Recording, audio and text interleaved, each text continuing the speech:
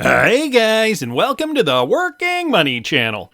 Alright, so I got an interesting video for you guys today. I recently found some evidence to suggest that Arthur Britto, you guys remember who he is? He was one of the original founders and co-designers of the XRP ledger. Him and David Schwartz worked on the XRP ledger in the beginning, and somebody has unearthed some new information with regards to Arthur Britto. Something that he posted on a message board suggesting that eventually, guys, XRP and BTC, those two worlds, would merge together and facilitate payments for all. So to set up that video, I dug up some former videos that I have done over the years. This first one, guys, I did about 4 years ago. It was February the 12th, 2019 that I did this video. So I wanted to just give that some context. Listen to this. So I wanted to give a shout out to XRP_Canada for pointing me in this direction here. Looking forward, the XRP ledger needs to be able to scale to serve 7.5 billion people and even more devices. Wait a minute, 7.5 billion people? Isn't that the population of Earth? I think it is. And you know who said that? Arthur Britto, co-founder of Ripple, and he said that in 2017. XRP_Canada links to Stewart_XRP. So another shout out here to @Stewart_XRP. The XRP ledger is the home of XRP, a digital asset designed to bridge the many different currencies in use worldwide. Ripple stewards the development of the XRP ledger. It needs to be able to scale the entire population of Earth, 7.5 billion plus. And so here is a post from Arthur Britto. He's the co-founder of Ripple and on the development team of XRP. Looking forward, the XRP ledger needs to be able to scale to serve 7.5 plus billion people and even more devices. The current account mechanism likely doesn't scale to this level. Therefore, only those accounts that are most needed should be created. The reserve provides a barrier to entry. So he's talking a little bit about the reserve here. This post was on Sunday, June 4th, 2017. And so this is a response to somebody from this thread. Of course, this is just a screenshot, so we can't actually look at the entire thread. But when he makes a bold statement like that, the XRP ledger needs to be able to scale to serve 7.5 billion people and even more devices. At that time, the world population was and is roughly still approximately 7.53 billion as of 2017. So it looks as if even back in 2017, this has kind of been the plan, the goal for Ripple worldwide. And this isn't just anybody stating this. This is one of the co-founders. And, you know, he's responding on a message board here back before all the hype, back when, you know, prices for XRP still weren't even that high. Although this person here, K. Welster, wrote, this should be done again now that the price of XRP is at an all-time high. No, who's watching the store at RL these days? And so it's funny because he mentions this back in June. And what was the price actually back in June of XRP? June 2017. Had it hit an all-time high back then? And I believe it had. Yeah, so right at this point here, XRP trading at about 30 cents. After a big run up here, right? And there wasn't that much, before that, there wasn't that much info on the chart. We know that at the beginning of 2017, XRP was trading under a cent. So, you know, seeing 30 cents from 1 cent would have been a huge gain at that time. It's interesting going back in time to see these kinds of comments on these message boards, you know, with these timestamps from influential people like Arthur Britto. And so it seems like it's very clear here. Ripple and XRP are set for world domination. It's just a matter of the barriers and a matter of legislation, all those things we've been talking about, the world getting on board, one bank at a time, government regulations to become congruent with one another. And once all that happens, guys, in the next few years, watch the revolution unravel before your eyes. Okay, so in that video, I talk a little bit about Arthur Britto, just giving you guys some backstory there, something he did post about the fact that he's predicting 7.5 billion people are going to be using XRP. Of course, the population has grown since then. It's about 8 billion now in 2024. And another interesting connection that I wanted to mention was this. Another video I did about 2 years ago on March the 7th, 2021, how all these things are connected, how Bitcoin XRP have been connected since even before Bitcoin was released to the public. Listen to this. But I just wanted to bring up this tweet here, guys, from Tiffany Hayden. Originally, she was talking about, now this tweet goes on for many, many tweets, all the way back from July of 2020. I'm not going to read you guys the entire tweet thread because it's not really necessary. What I really wanted to focus in on is right down in here, right down here, Tiffany Hayden mentions this back on July 14th, 2020, the fact that the IP address that Ryan had been using to host Ripple trade for about 5 years and that of BitPay was somehow able to continue to be used was also home to ripplenet.com, trustcash.com, smsz.net, Mark Karpels, and smartcontract.com, and the Pentagon dude I mentioned earlier, along with this website here. So what is she insinuating? Well, apparently, the government owned these websites, or there was at least a connection to some government organizations that had registered these websites as early as 2004 or 2005. The person here, Ryan, she's mentioning, and I know some of you guys might know this, but Ryan Fugger conceived Ripple in 2004 after working on a local exchange trading system in Vancouver, Canada. The intent was to create a monetary system that was decentralized and could effectively empower individuals and communities to create their own money. Fugger later built the first iteration of the system, ripplepay.com. And Tiffany Hayden is saying that a bunch of these websites, not RipplePay, I don't know if she mentions RipplePay specifically, but a bunch of these websites are already tied to the INSA, so I'm pretty sure that Ripple Communications is INSA. And so I was getting a little confused because we all know the NSA, right? The National Security Agency. I don't have to go over that. So what is the INSA? Well, the INSA is the Intelligence and National Security Alliance. They are a leading nonpartisan, nonprofit trade association for driving public-private partnerships to advance intelligence and national security priorities. Interesting to note that. Let me continue down here.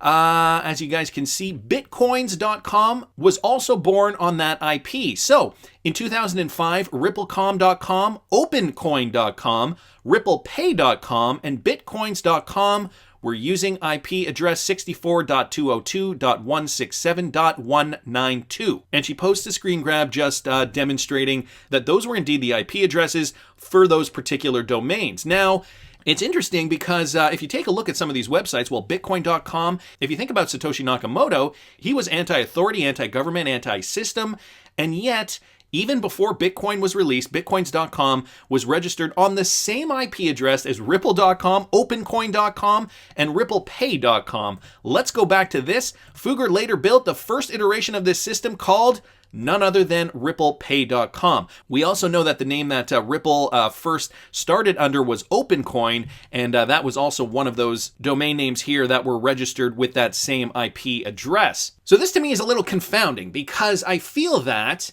on the one hand, the SEC is suing Ripple.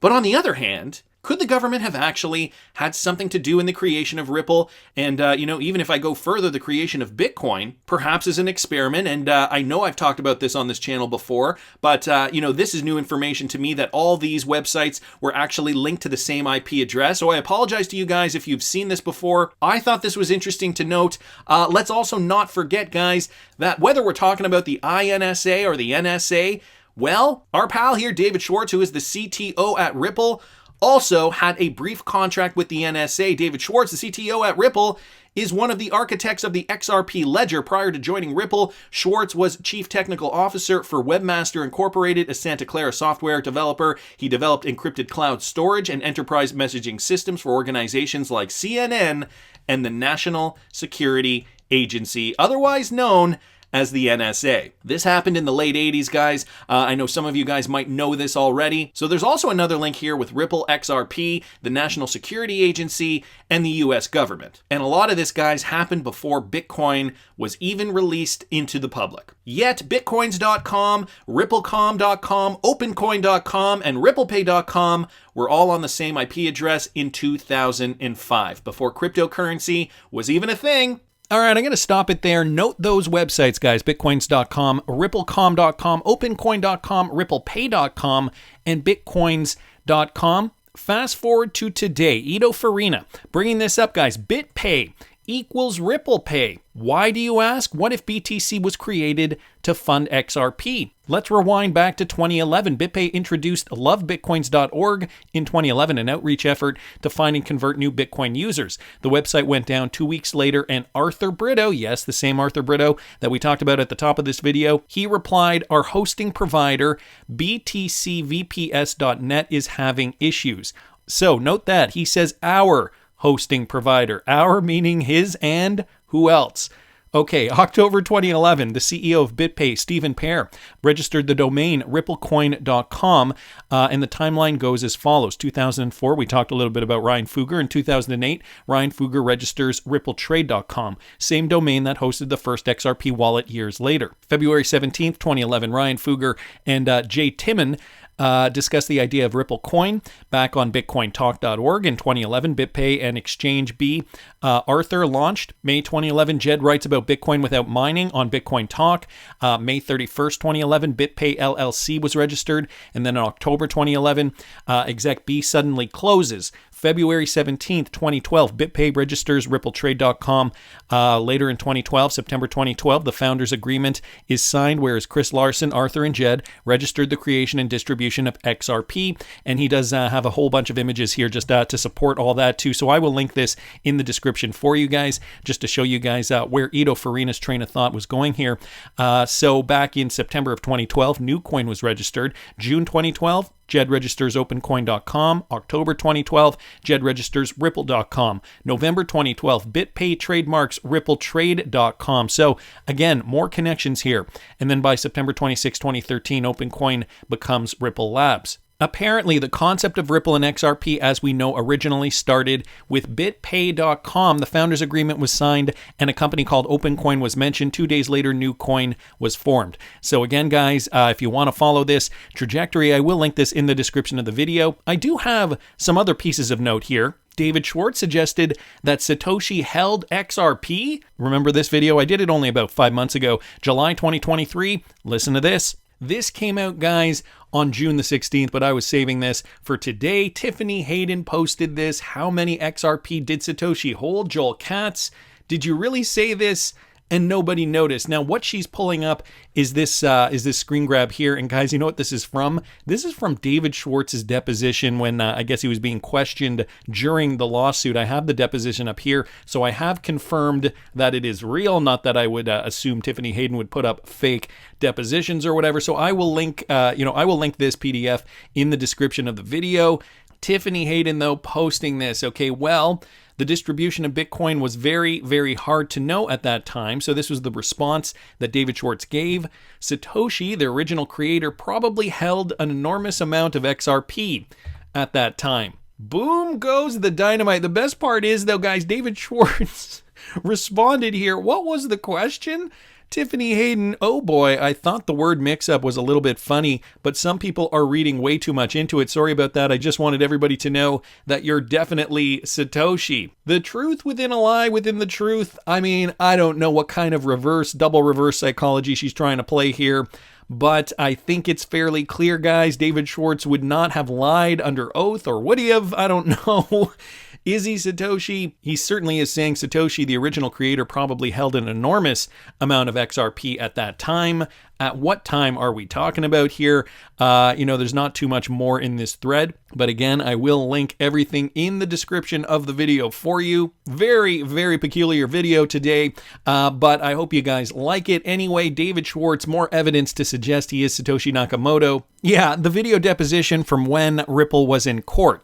Things that make you go, to say the least. On top of that, this video, the quintessential confirmation that the government knows who Satoshi is, a video that I did about 1 year ago, July 2022. The crux, though, that I wanted to get to, Satoshi Nakamoto and what his true identity is. Now, Linda P. Jones posted this, retweeting out another tweet here by Wheezy at Nerd Nation Unbox.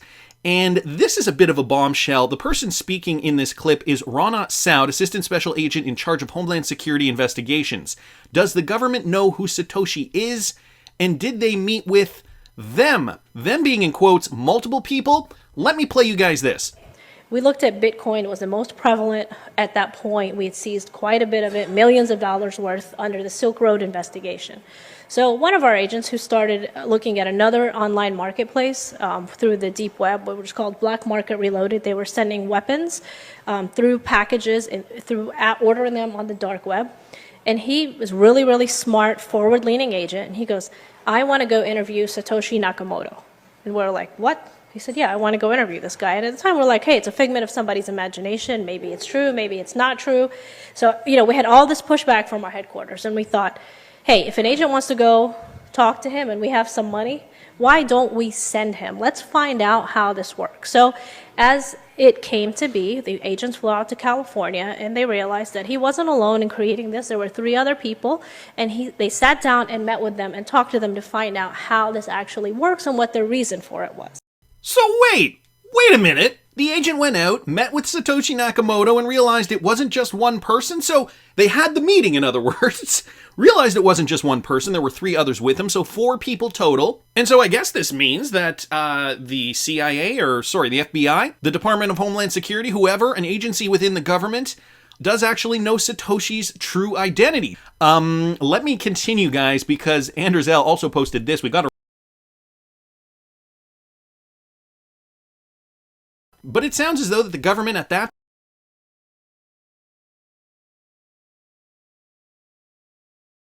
later. David Schwartz, Arthur Britto, and Jed McCaleb, though, 3 very good candidates. Let me continue, guys, because Andrezel also posted this. We got to remind ourselves what David Schwartz patented back in 1988, August 25th, 1988. So the late 80s. This was essentially the blueprint for distributed ledger technology. A multi-level distributed computer system for distributed processing preferably includes a plurality of personal computers. Blech, a lot of P's there. A task inputted to the system is divided into a plurality of portions. As many of the portions as possible are distributed for the processing on the lowest level of the system. Sorry, guys, it's really hard to read.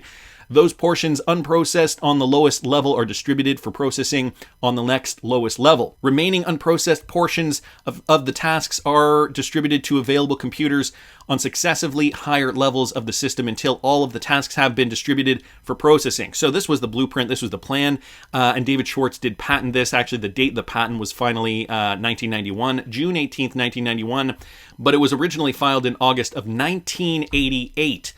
Decades before Bitcoin even came out onto the scene.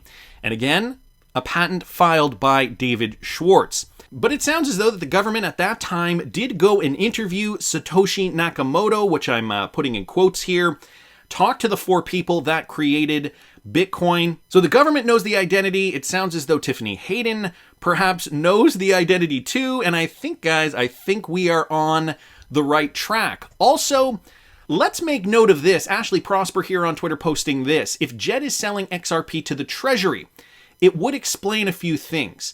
Why the SEC sued Ripple, why they let Jed sell his XRP, why Rosie Rios joined Ripple, why Congress hasn't called for an investigation, why the IG or ethics office won't investigate, and why Jed hasn't been mentioned in the case. Now, Ashley here is being criticized. Some people saying, that's a half-baked theory. So FOMO even down here saying, except it's an open public ledger and you can actually see who has bought the XRP.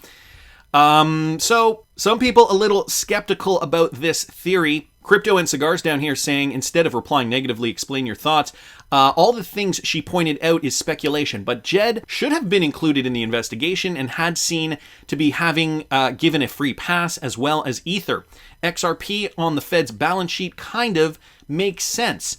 Danelle down here saying, I believe Jed has been passed over with Ripple and Mt. Gox as XLM has a huge role to play. We know USDC is going to be the US CBDC and it is on the XLM ledger. Amoni Crypto not down here saying it would explain all of those things. They would need to have lots of smaller wallets to cover up such large amounts. The lack of transparency would be no different than Ethereum conspirators. And yes, great points here. I would have to agree. Some interesting points here. Could she have been selling it, or rather, could he have been selling it to the Treasury? It would explain a lot of things, although we would definitely have seen those sales go to a specific wallet, and we would have seen that over the last 4 years, or how many ever years, 5 years, that he's been selling those XRP. So Satoshi's identity firmly linked with the creators of XRP. It's funny, Wheezy down here saying, this video only had 92 views when he linked it, and I'm sure the XRP community has just been clamoring to take a look. The view count has likely gone up. Anders L down here saying, they said Jed was allowed to sell XRP and wasn't included in the lawsuit. Well, you can say the same about Arthur Britto. That's another interesting point. Always think it's weird that with all the research the XRP army does, no one finds anything on Arthur Britto. He's an elusive character, I've got to admit. What else? Down here, nice find. Attack Titan also had the same theory down here way back last year. People responding down here like TCXRP Satoshi is really Jed. That's why he's never been hit with the lawsuit. Was involved in Mt. Gox as well. So that's the other thing, guys. Is the government protecting guys like Jed McCaleb and Arthur Britto and David Schwartz, for example, and using Brad Garlinghouse and Brad Garlinghouse and Chris Larson as the scapegoats in this case? I mean, I know Brad and Chris probably aren't too concerned about being sued in court because of this. Well, first of all, they've got lawyers, but secondly, they are likely aware of the positive outcome for Ripple, how XRP is going to be used in the future of finance. I don't think they are scared one bit. But to my point of Jed McCaleb, he was involved in Mt. Gox. There was that whole Mt. Gox debacle, and yet he was left unscathed from that as well. Tim B down here saying definitely plausible, especially when you consider Jed worked for Ripple with Joel Katz, David Schwartz to create XRP, and David Schwartz supposedly helped develop Bitcoin. Was Jed also at Bitcoin before joining Ripple? Well, I would say he was. So it puts a lot of things here into perspective, but also does unearth some more questions. And so, guys, on top of it all, the elusive Arthur Britto also posted this 12 years ago. Another tweet here from Ido Farina. Arthur Britto, one of the architects of the XRP ledger, is still nowhere to be found in 2023. Now, Ido Farina did post this last year, about a month ago. Very odd considering the social media era. He made the following predictions 12 years ago. In the future, these three complementary technologies will merge: Bitcoin, open transactions, and Ripple. 12 years ago, XRP was known as Ripple. He also stated XRP will allow people to enter the cryptocurrency milieu without needing to use an exchange. So another interesting observation here from Ido Farina. Bitcoin using open transactions, leveraging Ripple, XRP. And this prediction from Arthur Britto from 12 years ago, Ripple will allow people to enter the cryptocurrency milieu without needing to use an exchange. Was he onto something? Do these connections mean something? I mean, there's too much to refute here, I think. But again, guys, that is just my opinion. I want to hear what you guys think. Please subscribe to the channel if you haven't already. Like the video if you like the content I'm providing. I always love hearing your comments. See you in the next one, guys.